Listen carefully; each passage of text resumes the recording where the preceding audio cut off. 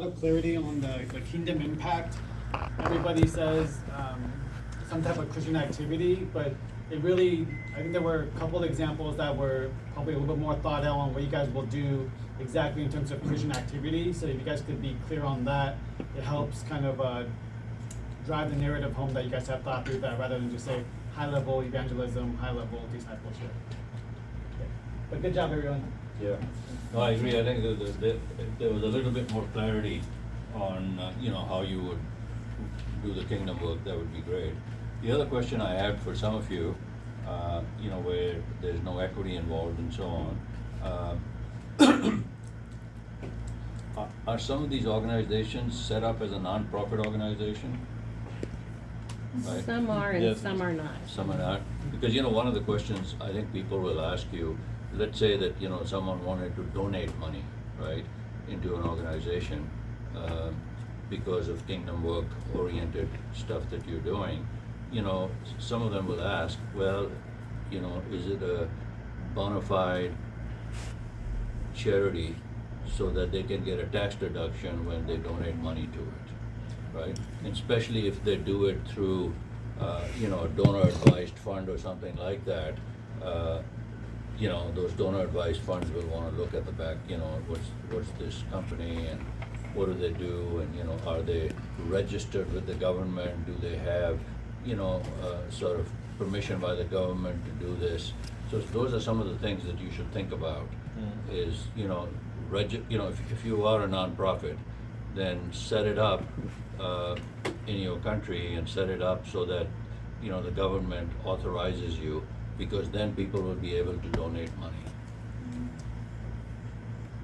I want to ask you a question. Is it possible if the NGO is registered locally, someone who donate, who is American to donate, then get tax reduction while the NGO is not registered here? Is it possible when the NGO organization, for example, is registered only in Rwanda, not I think in there are US? ways to do that, We passed another organization here. Okay. yeah. Are you heard that? What did you say? But you would have to get registered properly, and it might take a little bit of time, but I would say that, you should find out, from a local attorney or someone in your region, and then file for whatever paperwork is required. Okay, just a follow-up question to that more specifically.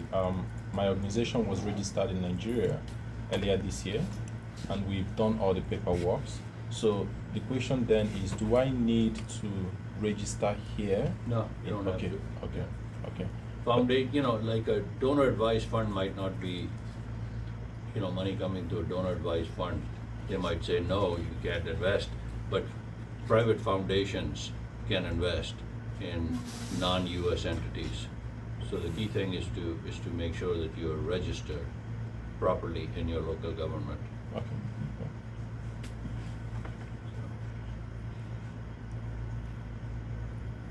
Dexter, you have some words of wisdom? Yeah, I'm not gonna go over, I think we had a couple of real good ideas here, you watch y'all's presentation. Everybody did a great job on this. I'm gonna focus on two things. One is on presentation, and the other is on some of the specifics. Some of you presented a personal example of whatever, of what was doing. That is always a good way to catch your audience, is to come up with a personal example or an example in your country of what the problem is. And that helps you next to define the problem. But you don't spend a huge amount of time on, you've got to have a short story on that front end. If you've only got 5 minutes, but you've got to grab them quickly. The second thing is to define the need as quickly and as succinctly as you possibly can, to attach that to the personal example that you had in the first part of it. And then the third thing is where you spend most of your time, and that's on your solution.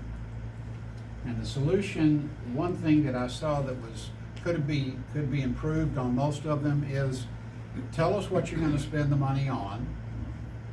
Tell us what the procedures are to get that. If it's gonna be teaching, what are you teaching them? but go into specifics on that area to where they realize where that money is going, okay? So you grab them first emotionally with your story, but quickly.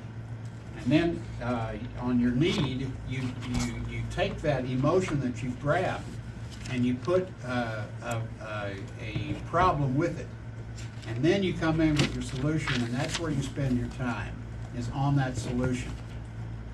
By then, you have taken their thinking from getting personally attracted to you and your story and who you are, to saying, oh my gosh, this is a big problem we've got.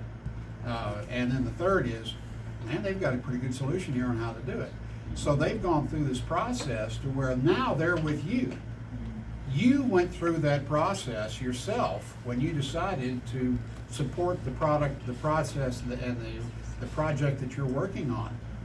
You had a personal example or example that you had, you saw that there was a big need, and then you found a solution for it. You're asking your audience to do exactly the same thing, but you've only got 5 minutes. Does that make sense? Yeah. Okay, thank y'all. Very good job, everybody.